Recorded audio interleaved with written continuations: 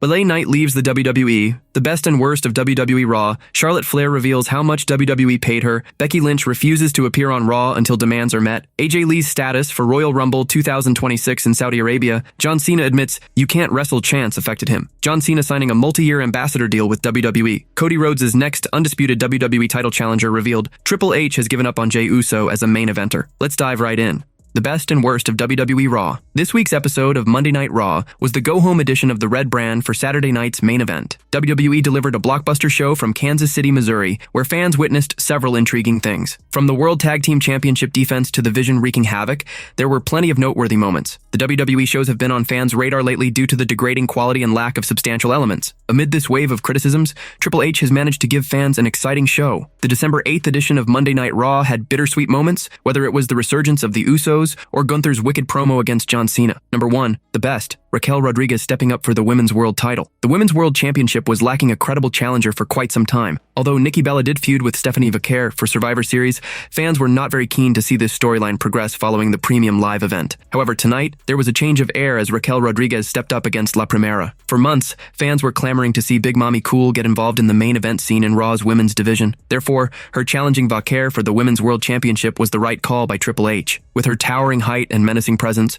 Rodriguez poses a legitimate threat to the Dark Angel and her championship reign. Number 2, the worst. Booking a current champion to lose on both SmackDown and Raw. Kairi Sane lost to Alexa Bliss on SmackDown and then to Sky on Raw. The main reason seems to be to allow both face duos to challenge the Kabuki Warriors for the WWE Women's Tag Team titles. It was obvious from what happened on programming over the last 2 weeks, but booking one of those women to lose her last 2 matches is a mistake. Champions are supposed to be somewhat protected, but Sane has been a punching bag for everyone. If this is just to hand the titles to Rhea Ripley and Sky, it will be even more of a massive misstep. Number 3, the best. Masked Assailant's involvement in the show. Survivor Series left fans with one bugging question about who CM Punk's mystery attacker was. Just when fans were hoping to get an answer to that on the following Raw, the hooded figure was nowhere to be found on the show. However, this week things were different, as the WWE Universe once again got a glimpse of the masked assailant. Triple H involving the Mystery Man on the latest episode of the Red Brand was the right decision, as it will help WWE keep this storyline hot. Moreover, it has once again set the internet abuzz, stirring the speculation mill. Besides, the assailant's involvement has also answered a lot of bugging questions and made it clear that it has something to do with the Vision. Number 4, the worst. Where's the World Heavyweight Champion? Despite not being pinned and walking out of the cage at Survivor Series,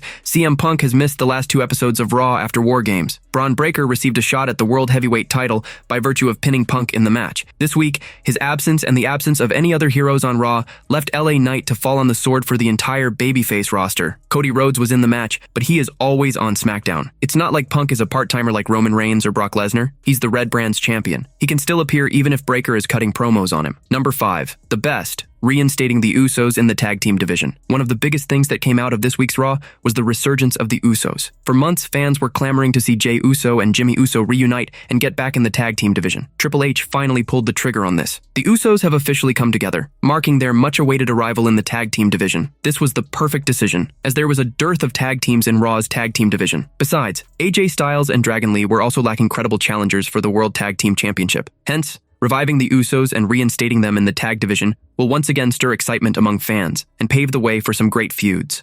Number 6, the worst. Didn't Stephanie Vaquer already beat Raquel Rodriguez and Nikki Bella? Stephanie Vaquer's first 2 title defenses were against Raquel Rodriguez and Nikki Bella. Her first PLE defense came against Bella at Survivor Series War Games. The Women's World Champion said she's ready for anyone, and after last week's confrontation with Liv Morgan, it felt like she'd confront La Primera this week in the ring. Instead, fans literally got 2 stars that Vaquer already defeated. Rodriguez said, "I'll be there," but that could mean in Morgan's corner. It was also likely to create tension within the Judgment Day. Regardless, it's disappointing to have the same 2 people challenging a current champion. Vaquer needs signature wins over stars other than those 2. Number 7, the best. The Vision closing Monday Night Raw. Monday Night Raw has been the hotspot of several intriguing feuds and rivalries, and the Vision is currently the biggest highlight of it. WWE featured the heel faction prominently this week, letting them close the show. Braun Breaker delivered a thunderous promo in the main event of the Red Brand, sending chills down the spine. Besides, Bronson Reed and Logan Paul also wreaked havoc backstage during the final minutes of the show. They unleashed a merciless attack on LA Knight, leaving him stretched in the ambulance. The Vision making a bold statement and closing the show was perfect to showcase its dominance to the entire roster,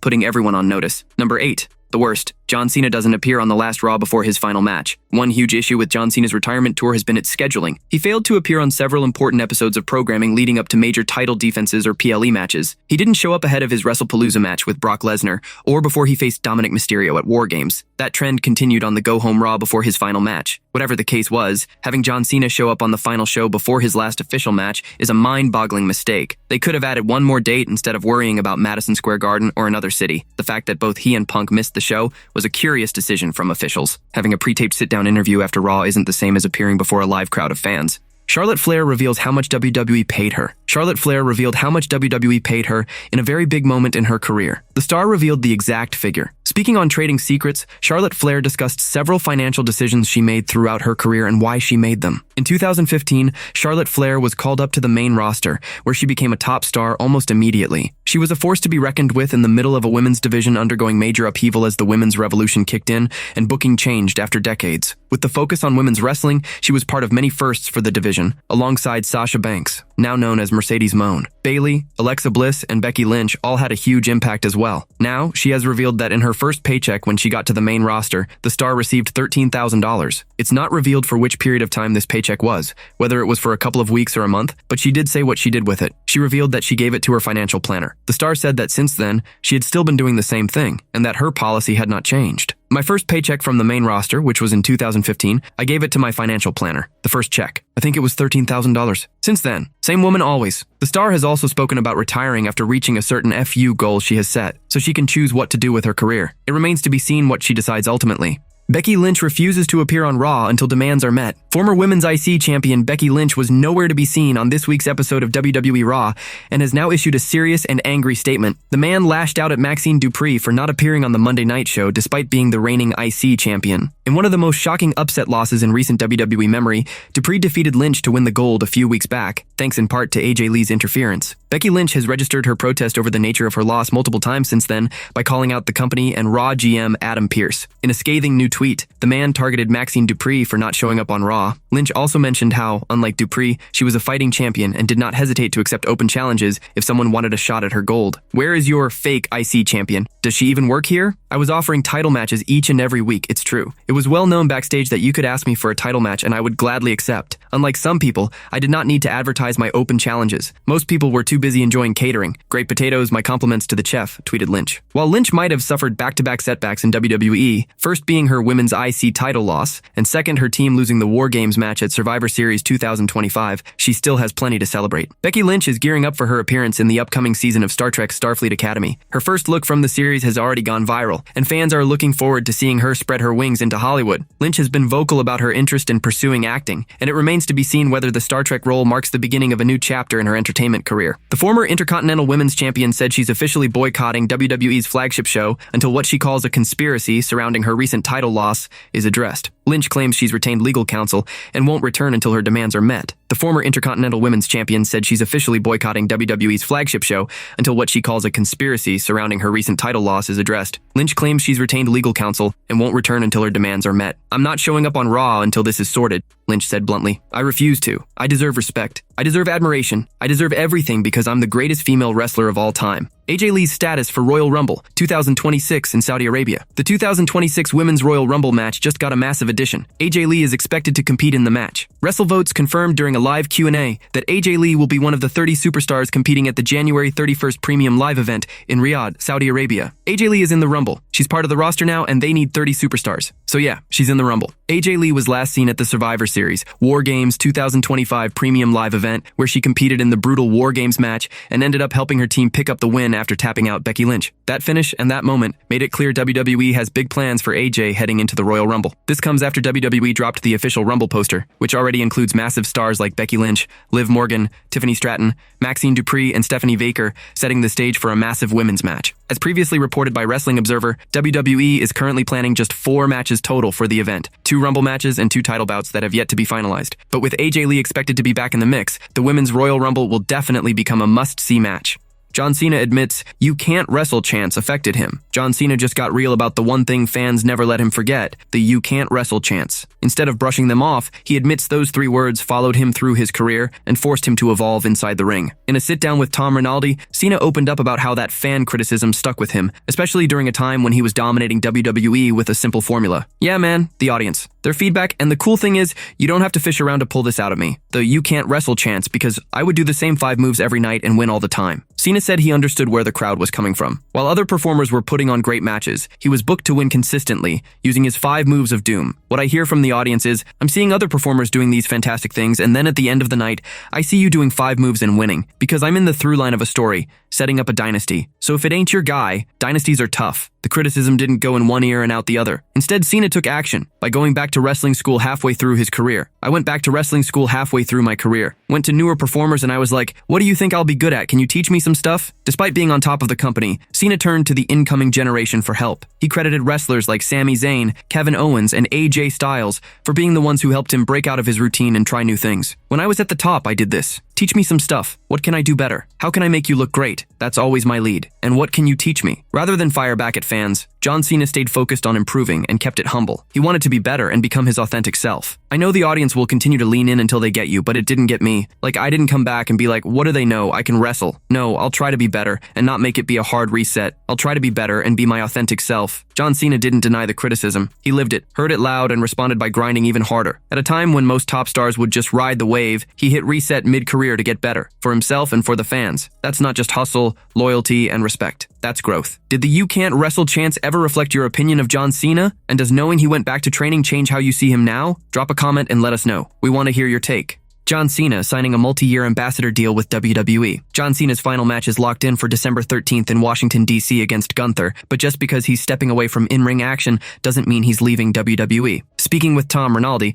Cena confirmed he's officially signed a 5-year deal with WWE as an ambassador, cementing his long-term role with the company even after he retires from wrestling. So the last part is the true part. I'm already signed on for another 5 years. Please, as long as you can do it. I would like to be in this family as an employee, as a contributing part for as long as I can. But Cena made one thing crystal clear. Once he wrestles on December 13th, he's done performing inside the squared circle for good. The ring, physical activity 100%. And I rarely speak in absolutes, but you never know. But I do know in this case, this is why I speak in absolutes, because I don't want to let the people I promised down. Cena said he's embracing a new chapter, one focused on mentorship, promotion, and helping future stars break through. His goal? Helping the next big thing find their voice. It's not my time to perform anymore. I have a bunch of strengths and gifts that I can pass on. I'm looking forward to the second mountain of being an ambassador. Maybe ambassadorship comes with letting more people know to watch this, which was my goal in the first place. And maybe mentorship to talent I wouldn't spend time with, where I can sit and be like, who are you really? How can I get the rapping moment on the bus? I want that guy or girl on TV. I'm looking forward to that stuff. So while the ring lights are dimming on John Cena's in-ring career, he's still committed to being a force in WWE, just from the sidelines instead of center stage. Cody Rhodes' next undisputed WWE title challenger revealed. Cody Rhodes is set to face NXT champion Obafemi at Saturday night's main event on December 13th. However, the next challenger for his WWE championship has seemingly been revealed. This past week on SmackDown, the American Nightmare attacked Drew McIntyre backstage by breaking into his car. He demanded that SmackDown general manager Nick Aldis remove McIntyre's suspension, albeit to no avail. Now, according to a report from Bodyslam Plus, the two are likely set for another title match. While Rhodes has managed to retain the WWE title in each of their 2 matches so far, their next clash will likely have major storyline implications for both. However, the specific details are being kept under wraps. There was no mention of whether or not McIntyre will finally be able to claim the WWE Championship in his upcoming match. Fans have been very vocal about their desire to see the Scottish Warrior win the gold after coming up short so many times. It remains to be seen if he can finally dethrone Rhodes after months of pursuing the title. Before Cody Rhodes can resume his rivalry with Drew McIntyre, he will have to face one of the most dominant NXT champions of all time in Obafemi. The ruler dethroned Ricky Saints at Deadline to earn a match against the quarterback of WWE and sent him a warning after reclaiming the gold. The biggest factor is change. Change came knocking at the door of Ricky Saints tonight, and it asked for his title, and he had no choice but to relinquish because change always wins. When change met the dinosaurs, he sent the meteor. When change met man in the Old Testament, he sent the flood. And when change comes to the main roster asking for Cody Rhodes, he will send the ruler, the destroyer, the bringer of war, Obafemi. It remains to be seen how the champion versus champion match plays out at Saturday night's main event on December 13th, and whether Drew McIntyre will have any involvement in the outcome. Triple H has given up on Jey Uso as a main eventer. Triple H has been in charge of WWE's creative operations for the past 3 years. During that period, he handpicked talents, pushed them into the spotlight, and built them into top-tier stars. It looks like a 40-year-old star who was once viewed as a main eventer has fallen from his pedestal, as the game may have given up on his top-tier credentials. The name in question is Jey Uso. The Yeet Master has been meticulously positioned as a singles star over the past 2 years. This push culminated in monumental achievements, including his victory in the 2025 Men's Royal Rumble and a World Heavyweight Championship reign that briefly elevated Jey to the pinnacle of WWE's roster. However, the recent events have marked a seismic shift in his current run. On this week's episode of Raw, fans witnessed the resurgence of the Usos. Triple H has officially reunited Jey Uso and Jimmy Uso, marking their arrival in the tag team division. This move was quite shocking, especially because it came at a time when Jey's singles run was about to take an interesting turn. Fans were hoping to see a major character change in him, given his recent setbacks. However, WWE's reinstating the 40-year-old in the tag team division tells a different story. Triple H may have given up on Jey Uso as a main eventer. There are no other explanations as to why the company would put one of its hand-cooked singles stars in the tag team division. It feels more like a demotion rather than a fresh direction for Jey's current run. The creative team still had several intriguing things to delve into in the Yeet Masters singles run. However, Triple H not exploring those options indicates that Hunter may have given up on the 40-year-old's main event Jey gimmick for good. Hence, Jey Uso's solo saga may have ended not with a spear, but with a super kick from the WWE creative itself. WrestleMania 42 is still 4 months away, but the potential feuds and storylines may have started to come to the fore. WWE lays the foundation of the rivalries and matchups from months ago. This week on Raw, Triple H may have subtly sown the seeds of a blockbuster match for the show of shows. The Usos could battle the Vision in a huge match for the World Tag Team Championship at WrestleMania 42. The speculation arose after what happened this week on Raw. Following a reunion of the legendary tag team, Jey Uso and Jimmy Uso made it clear that they are going after the gold. There is a good possibility that the Usos could win the World Tag Team Championship very soon. Soon after, Triple H could start a blockbuster feud between the duo and the Vision. With the two parties already having a history, WWE could unravel more layers in it on the road to WrestleMania 42. This could ultimately culminate in a marquee match between the Usos and the Vision at the grandest stage of them all. There is a high chance that the World Tag Team Championship will be in the mix, as it will raise the stakes of this showdown. However, this is currently speculation. LA Knight leaves the WWE. The latest edition of WWE Raw was a nightmare for LA Knight, who got destroyed by the Vision. Initially, the megastar rescued Rey Mysterio on the show from Logan Paul and challenged him for a match in the main event. The megastar delivered an outstanding performance against the YouTuber, but the mystery guy attacked him and helped the Vision member to secure the victory. In the post-match, Bronson Reed and Logan destroyed Knight backstage and even slammed him through the car roof. The show's ending sparked debate about the poor booking of the former United States champion. When Ricochet left the Stamford-based promotion, he was ruled out backstage in the same way by Braun Breaker. Following this, he joined the All Elite Wrestling Company. The fact that LA Knight got destroyed in the same way increases the likelihood that he will leave the Triple H-led creative regime. The game might opt for the same manner to write Knight off WWE television like Ricochet. This is why what happened on Monday Night Raw appears to be a sign that the megastar is leaving the World Wrestling Entertainment. The past few months' booking of LA Knight is enough to say that WWE has given up on him. The megastar suffered a loss in major matches